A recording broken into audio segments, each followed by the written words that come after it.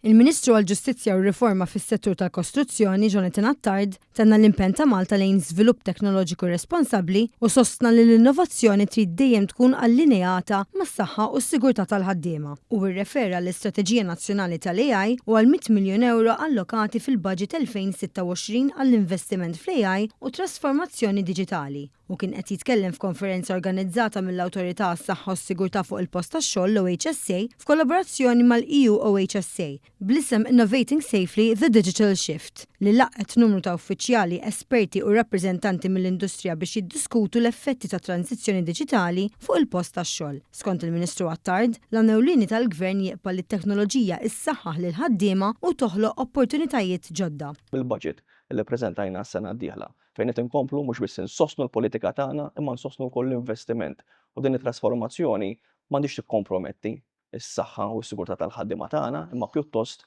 tikkomplementa il-benesseri ta' kull ħaddiem f'Malta u Għawdex. Il-konferenza enfasizzat ukoll fuq ir-riformi tal-aħħar sentejn fosthom il-liġi dwar is-saħħa u s-sigurtà fuq ix-xogħol u r-regolamenti msaħħa fis-settur tal-kostruzzjoni.